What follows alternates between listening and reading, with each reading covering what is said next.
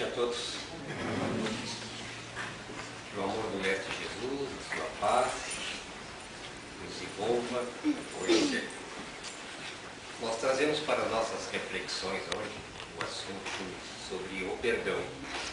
Esse assunto, obviamente, já foi várias vezes, escorrido aqui, tratado aqui, e muitas outras vezes o serão. E, como diz os romanos lá, é da repetição que a gente acaba aprendendo, E quando a gente aprender, a gente talvez pratique um pouco o perdão. O perdão, a gente poderia vir aqui hoje, como já veio outras vezes, outros irmãos, trazer o que está o texto lá do Evangelho segundo o Espiritismo, capítulo 10, e também dentro do Livro dos Espíritos. Nós trazemos um foco um pouco, não é diferente, mas é uma outra maneira de a gente aprender, principalmente com o Mestre Jesus. É uma narrativa do Espírito Humberto de Campos, no livro Boa Nova, através da psicografia de Francisco Cândido Xavier. E por falar em Francisco Cândido Xavier, o nosso Chico, ele, certa vez, quando respondia a uma entrevista, foi-lhe perguntado, dentro das suas lides doutrinárias, todas importantes, algumas que ele chamou bastante atenção. E ele então narrou uma. Numa madrugada, uma senhora viúva, ainda lá em Pedro Leopoldo, recebe a triste notícia do desencarne do seu filho através do assassinato, cujo assassino não foi identificado e não foi preso. Então não precisamos falar aqui de todo o sofrimento dessa senhora, dessa mãe, de todo o seu desconsolo. Mas uma companheira do Chico, de lides doutrinárias, foi até lá conversar com a senhora, levar o seu consolo, e combinou com ela de fazer um evangelho no lar. Aí combinaram, era no início da noite ali, finalzinho da tarde, início da noite, e o Chico foi junto, O Chico narrando essa passagem, esse acontecimento. Então ele foi junto e fazer o evangelho. Para fazer o evangelho, então, primeiro se faz a prece, então foi feita a prece, e abriu o evangelho ao acaso. Abrindo o evangelho ao acaso, saiu justamente a página do capítulo 10. Todo o capítulo 10 do evangelho, que nós falamos antes, é realmente sobre o perdão. E especificamente caiu o item 14, que é perdão às ofensas. Então foi feita a leitura, e quando o Chico se preparava para fazer o comentário do texto, bateram a porta. Bateram a porta, a senhora então foi lá abrir, e se tratava de um mendigo, alguém assim que estava precisando um andarilho, e queria alimento e um cobertor, alguma coisa para passar a noite. Aí ela gentilmente convidou a entrar, ele sentou ali, pediu para que ele esperasse, Então a gente estava fazendo as orações aqui e tal, o senhor espera, tudo bem.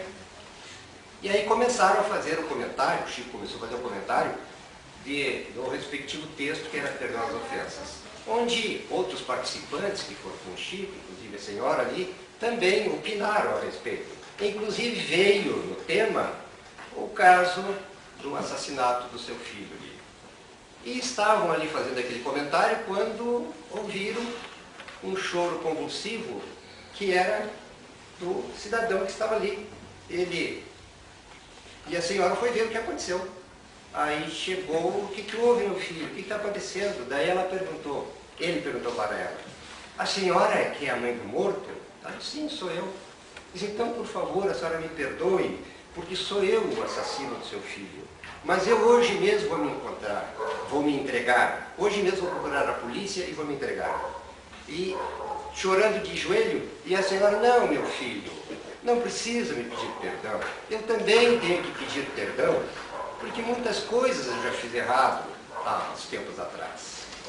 Bem, aí realmente, para não ficar muito longo, realmente ele foi, se entregou e tal, né? E no outro dia, a senhora, né, convidou o Chico, disse, vamos lá dar uma olhada como é que está, né? Ver como é que está a senhora e tal. Aí chegaram lá, a senhora estava feliz, consolada, tranquila.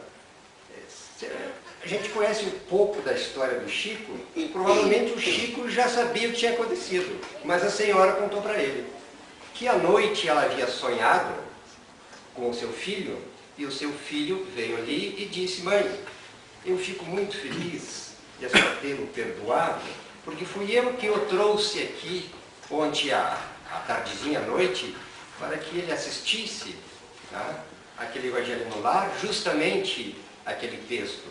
Muito feliz. Bem, essa é uma das passagens doutrinárias de Chico sobre o perdão. Mas nós vamos trazer hoje, né, como falamos antes, a narrativa de Humberto de Campos, através da psicografia do Chico, que foi uma das primeiras peregrinações de Jesus, juntamente com os seus discípulos, em torno do Lago de Tiberíades. O Lago de Tiberíades, ele é conhecido por Mar da Galileia. Ele fica mais ou menos 170, 180 quilômetros longe de Jerusalém, distante de Jerusalém. Este lago, ou Mar da Galileia, ele é constituído de águas doces, alimentadas pelas águas do Rio Jordão. Muito rico em peixes. Até hoje é muito rico em peixes, porque é onde afluem muitos turistas. Imagine, Mar da Galileia, onde Jesus esteve, onde Jesus pescou, né? Onde Jesus passeou pelas suas praias. Então hoje tem os quiosques, e então é muito apreciado os peixes que ainda estão ali. Mas essas primeiras peregrinações haviam alcançados imenso, enorme triunfos, porque eram doentes, velhinhos trenos, senhoras com os rostos macerados, com as crianças magrinhas, doentes que tinham também lepras e tal. Esses doentes que agradeciam Jesus pelo alívio ansiosamente buscado. Também esses triunfos eram através de trabalhadores humildes, desvalidos de todos os tipos, que se enchiam de santas esperanças ante as promessas divinas das curas de Jesus, dos seus ensinamentos. Porque a missão de Jesus era implantar o reino de Deus na terra. Então ele fazia aquelas curas, os milagres, né? Os milagres. E essas primeiras peregrinações, então, haviam alcançado enormes triunfos. Mas, se por um lado, Jesus que vinha implantar o reino de Deus, trazer um novo tipo de leis, ou seja, a lei do amor, a lei do perdão, porque o judeu, em outras palavras, ele não admite o perdão. Até hoje, alguns não admitem o perdão, porque acham que é uma atitude de fraqueza o perdão. Então, vinha em contraste com as leis da época, as leis mosaicas. E isso, então, começou o quê? A despertar a reação de judeus rigoristas que viam em Jesus um perigoso revolucionário.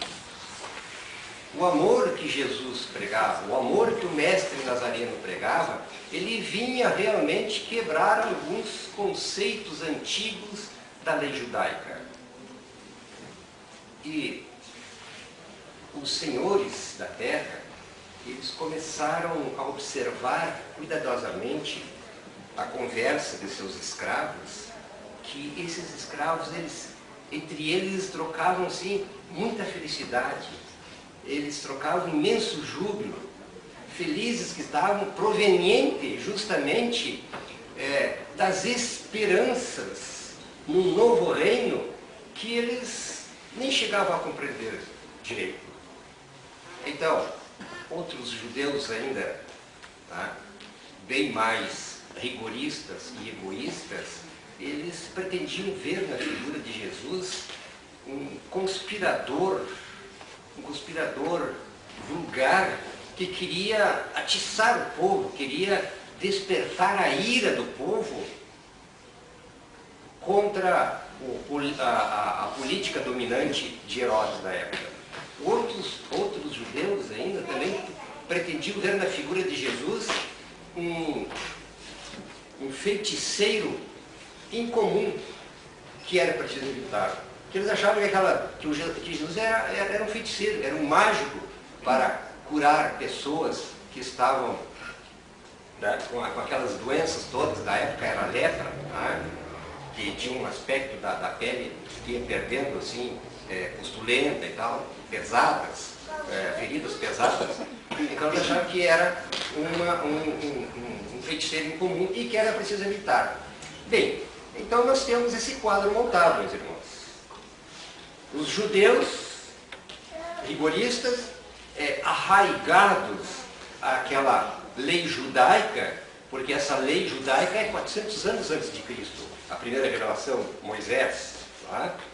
Se bem que a gente tem que lembrar o seguinte, que Moisés trouxe a lei divina, os 10 mandamentos, mas em função da época, que muitos eram quase que semi-bárbaros, Moisés teve que dar uma enquadrada naquele povo. Então, o grande legislador Moisés, ele fez umas leis rígidas, onde se tinha assim como aquele Deus rígido, vingativo, né, que punia. E Jesus vem então mostrar que o Deus é bondoso, é infinitamente misericordioso, um pouquinho diferente de Jesus. Isso ali, então, os judeus fanatizados não aceitavam muito aquelas ideias de Jesus. E é neste quadro, então, que Jesus e seus apóstolos empreendem viagem à cidade de Nazaré. Cidade de Nazaré, ela fica de Cafarnaum, que Cafarnaum é uma cidade litorânea, era onde Jesus estava com os seus discípulos. Cidade litorânea que fica à margem esquerda do Mar da Galileia. Então, ele sai de Cafarnaum, que é uma cidade litorânea, né, e sobe a colina, vai até Nazaré. De Cafarnaum a Nazaré, mais ou menos 46 quilômetros. E Nazaré fica 177 metros acima do Mar da Galileia. O Mar da Galileia, ele é praticamente, para mar, ele é um pouco pequeno, porque ele tem 166 quilômetros quadrados de área. Então Jesus sobe a colina e vai, juntamente com seus discípulos, até Nazaré. Mas, lá em Nazaré, o pessoal lá, os nazarenos, eles começaram, os inimigos de Jesus, das suas ideias novas ali, tentaram neutralizar a ação de Jesus através de falsas notícias.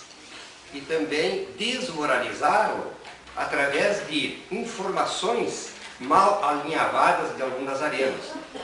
Quer dizer, Jesus sente toda a delicadeza da situação que lhe criara com as primeiras investidas dos seus inimigos gratuitos de sua doutrina.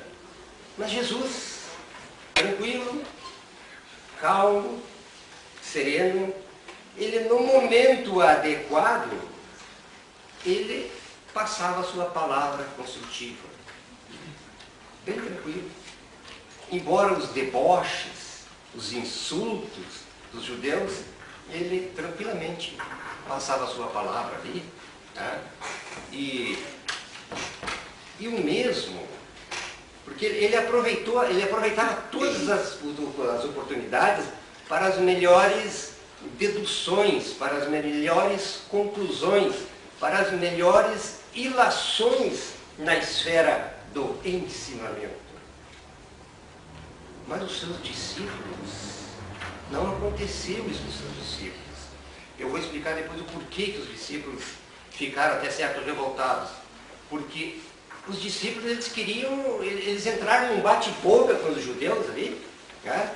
Entraram em umas discussões que foi bastante sério, né? Só para ter uma ideia, Simão Pedro e Filipe chegaram a trocar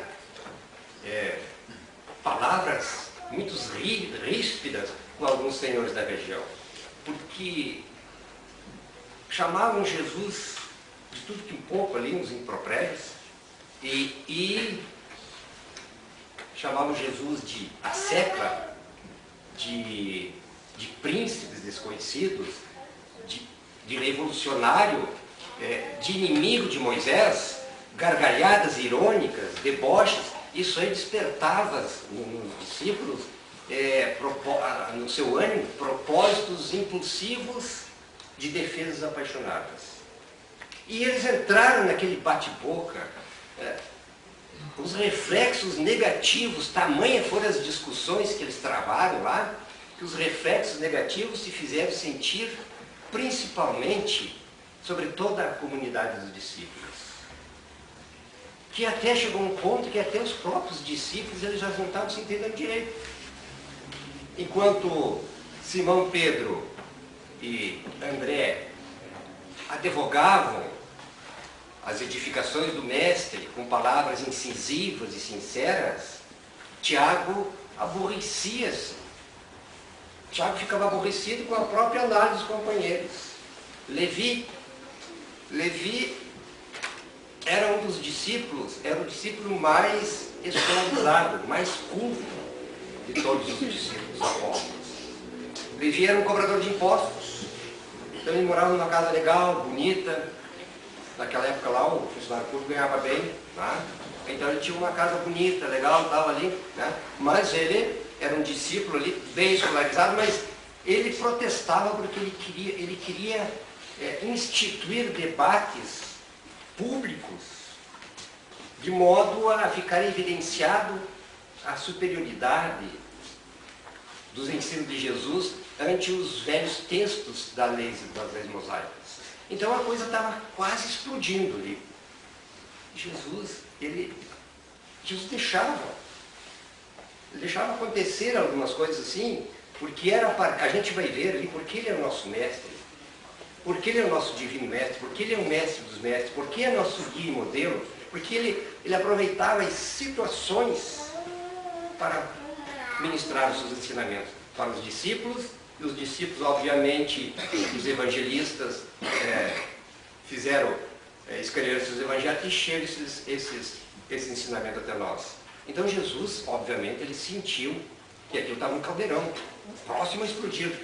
Então ele ordena a retirada da cidade de Nazaré, afastando-se da cidade com tranquilo sorriso.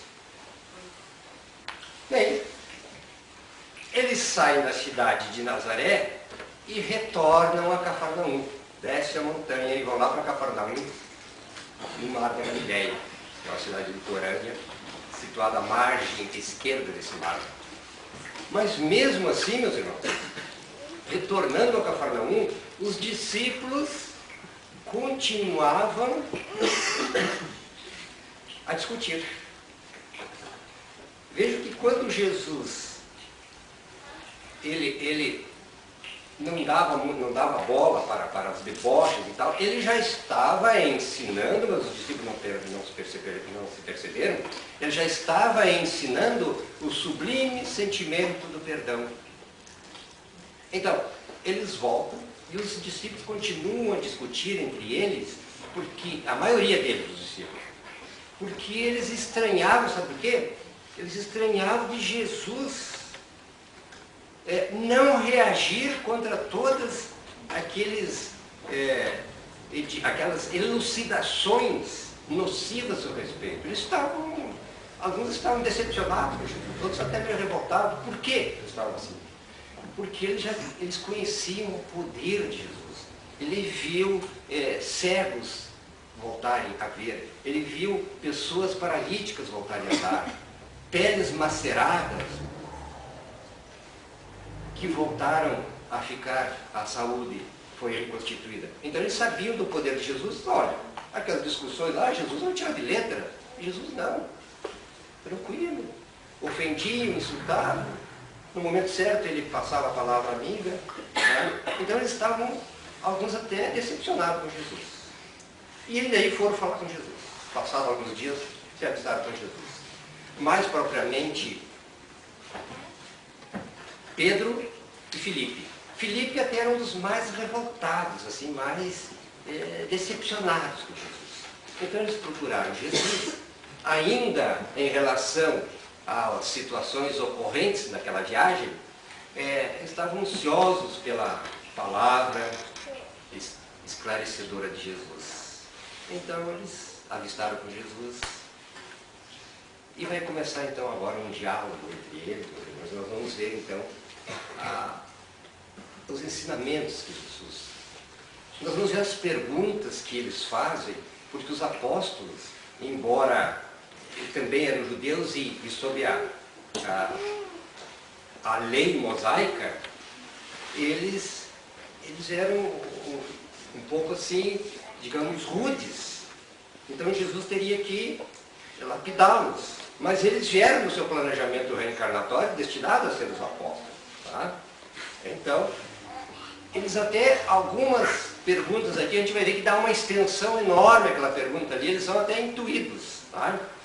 Então, dizia Pedro com sinceridade e inocência: Mestre, chamaram-vos servo de Satanás. E nós reagimos prontamente.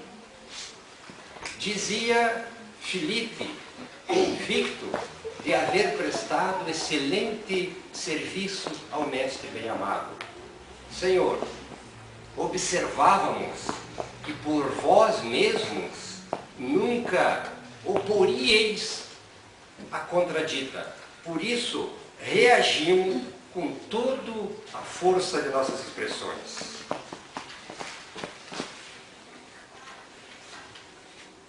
Jesus, embora o calor daquelas afirmativas, Jesus meditava com uma placidez no olhar profundo. Jesus tranquilo, sereno, calmo, brando, pacífico, enquanto os seus interlocutores, que eram os discípulos, o contemplavam, ansiando pelas suas palavras de amor e de franqueza. Mas afinal, Jesus, saindo das suas silenciosas reflexões, diz aos apóstolos: acaso poderemos colher uvas em espinheiros?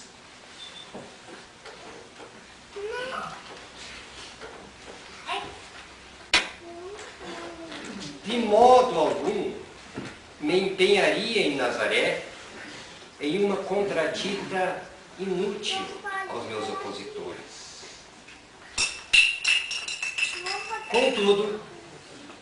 Contudo, procurei ensinar que a melhor réplica é sempre a do nosso próprio trabalho, de todo o esforço que nos possa ser útil.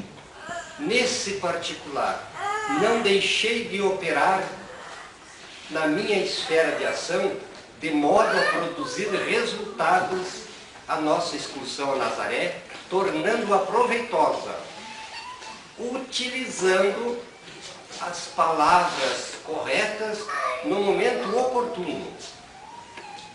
De que adiantaria as longas discussões públicas insadas de doestos e zombarias?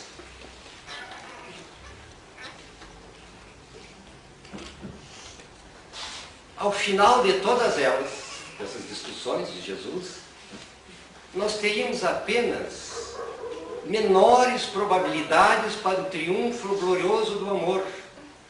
e maior atitudes de separatividade e odiosas dissensões. Veja só, meus irmãos, quando ele diz, acaso poderemos colher uvas nos pinheiros, os irmãos conhecem essas, alguns utilizam até para fazer cerco, para proteger os seus lábios, né, aqueles espinhos. Dá para colher uvas ali? Não. Tá? Então Jesus estava se referindo que os judeus, aquele povo arraigado, fanatizado, eles não poderiam, naquele momento oportuno, de passar a palavra, teriam que esperar um momento certo, correto. Não adiantaria aquelas longas discussões públicas, insadas de doenças, quer dizer, de insultos, de injustiças e de compostura. Não resolveria aquilo ali, só ia o que acontecer? Ia aumentar a separatividade, ia aumentar a odiosa dissensões. O que é as dissensões? Divergências de opiniões. E ali ele diz, Jesus, no momento oportuno se usava as palavras construtivas. E o que ele diz? No momento oportuno, o importante mesmo é o nosso próprio trabalho, de todo o esforço útil que nós podemos fazer. Quer dizer, eles estavam insultando, e se Jesus podia, juntamente ali, ele trabalhava em função deles, ajudava dentro do possível. Tá? Naquele momento, Jesus já estava ensinando a todos nós que a melhor maneira de se educar é através do exemplo. É através do nosso trabalho. E Jesus continua os seus ensinamentos para ele e para nós, quando ele afirma, só podemos dizer,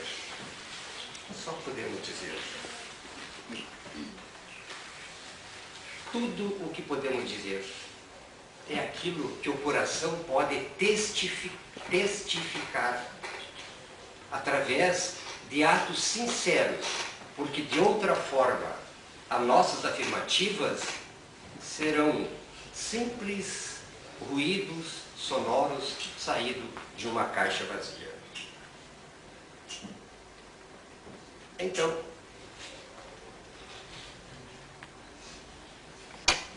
Filipe, que era um dos mais revoltados, ele pergunta a Jesus, mas mestre, a maioria de quantos compareceram às pregações em Nazaré falavam mal de vós. E Jesus vai dizer para Filipe, ele vai fazer uma pergunta para Filipe com uma certa energia, mas serenidade. Veja só que na pergunta, Jesus já está transmitindo ensinamentos para nós. Ou seja, às vezes a gente tem que ser um pouco enérgico, né? Mas sereno, tranquilo. Jesus está nos... Mais tarde ele vai especificar os ensinamentos dizendo sim, sim, quando é sim, e não, não, quando é não. Então há momentos que a gente tem que dizer não, há momentos que tem que dizer sim. Então ele faz essa pergunta com uma certa energia, mas com serenidade. Ele diz para Filipe, Filipe, não será vaidade da nossa parte, porém, exigirmos que toda aquela gente fizesse de nossa personalidade elevado conceito?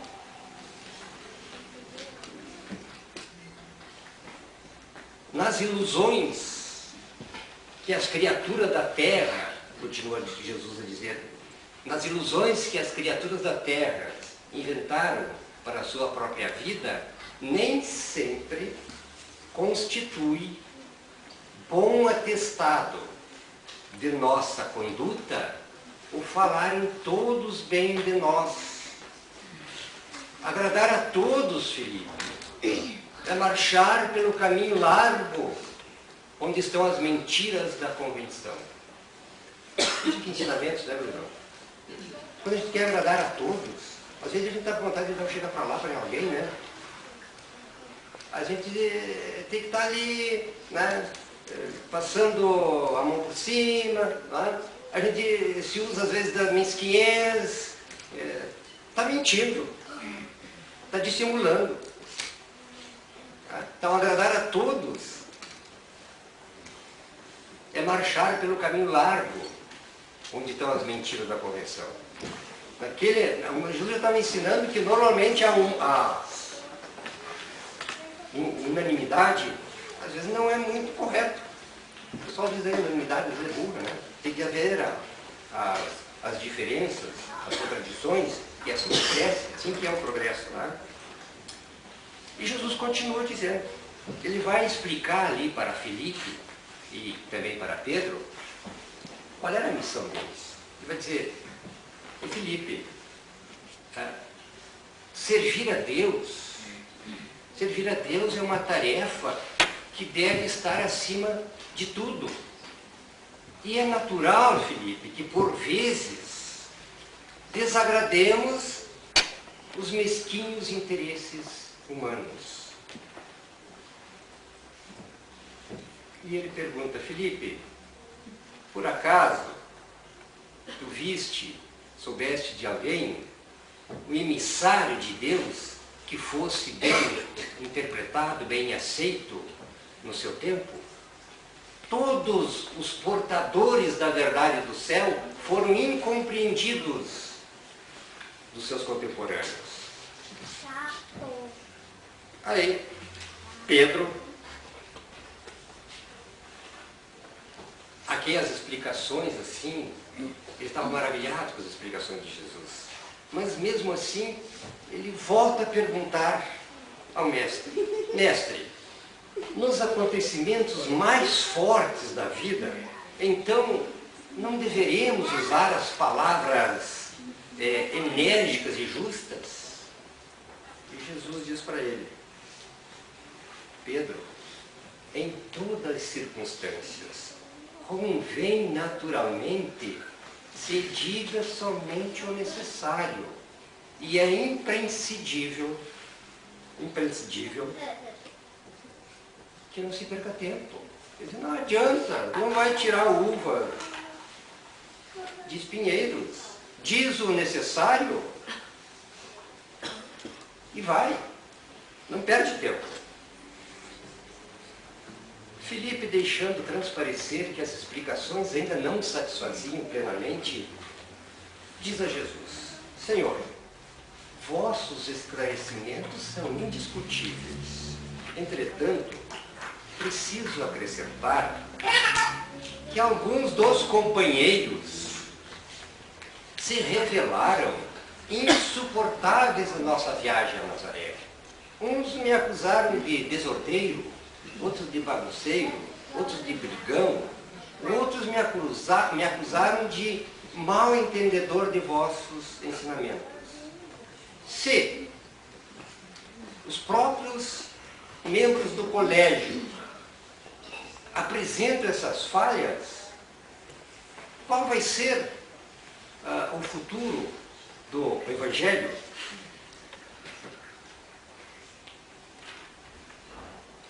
Jesus, então, refletiu um momento e responde.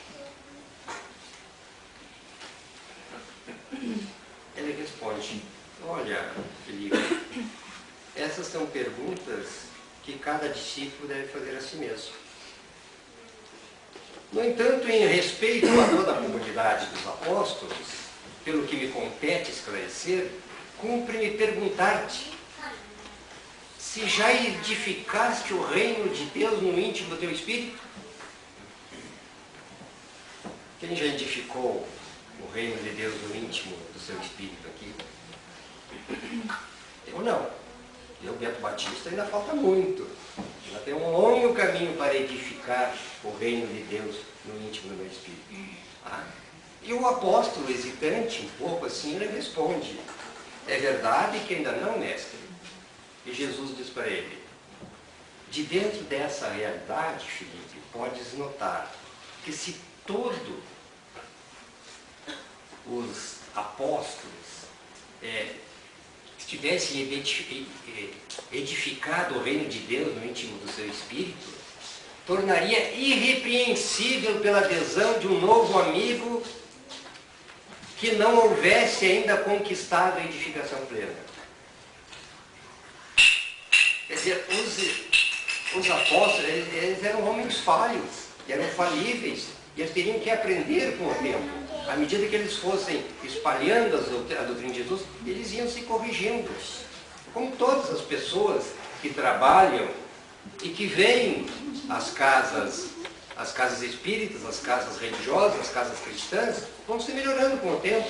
E que nós também, que viemos aqui, fazer explanação doutrinária, passes e tal, também com o tempo, temos as nossas falhas, somos falíveis, vamos aprendendo. E Jesus, então naquele momento os apóstolos entenderam.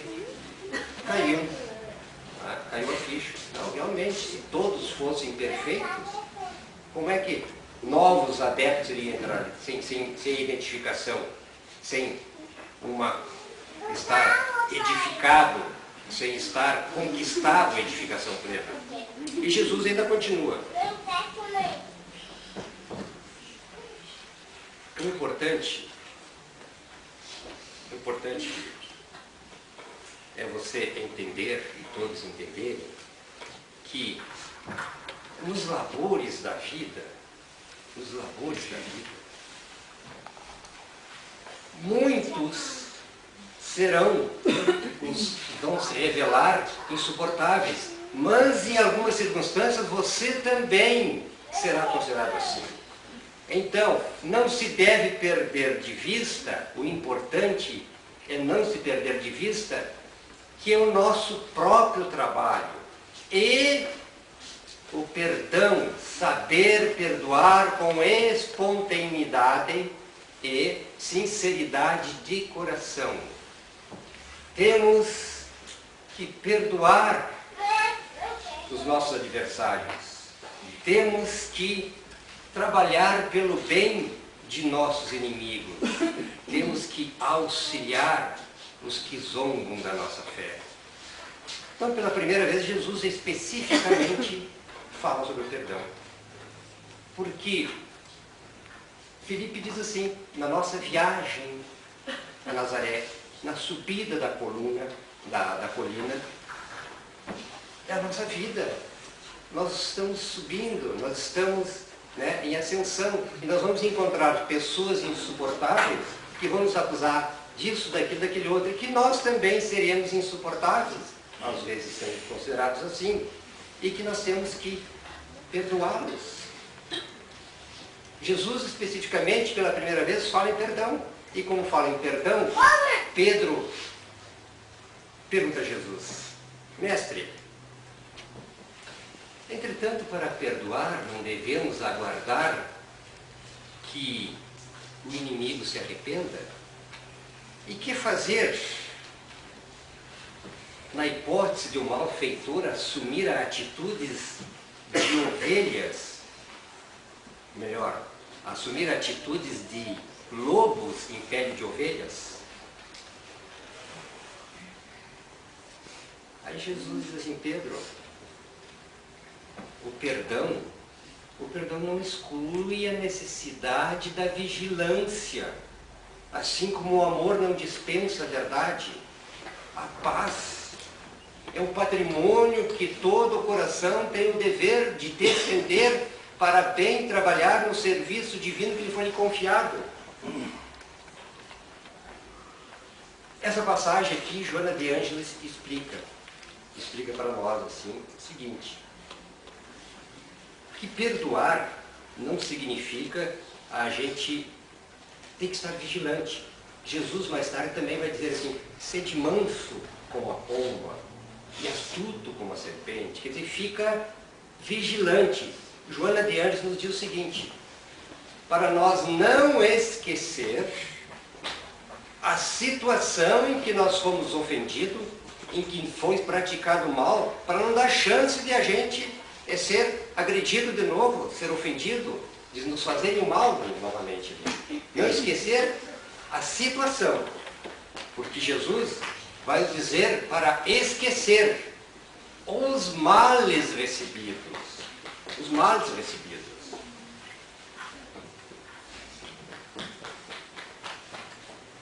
Aí, Jesus vai falar para Pedro, então, se é necessário aguardar que o malfeitor que ofendeu se arrependa. Ele vai dizer para Jesus: se o nosso irmão se arrependeu e procura o nosso auxílio fraterno, vamos ampará-lo com todas as forças que podemos entender. Mas em nenhuma circunstância cogites de saber se ele está arrependido. Quando ensinei que todo o homem deve reconciliar-se com os seus adversários o mais depressa possível, busquei salientar que ninguém pode ir a Deus com um sentimento de odiosidade no coração. Então, não podemos saber se o nosso irmão está arrependido, mas com certeza nós sabemos que nada se fará sem o pleno esquecimento das ofensas recebidas. Foi aí, meus irmãos, que Simão Pedro faz a célebre pergunta a Jesus: então, mestre, quantas vezes meu adversário, meu irmão, vai pecar contra mim que eu lhe hei de lhe perdoar? E pergunta a Jesus: será 7 vezes? E Jesus diz: não. Em verdade, vos digo que não é 7 vezes, mas 70 vezes 7 cada ofensa.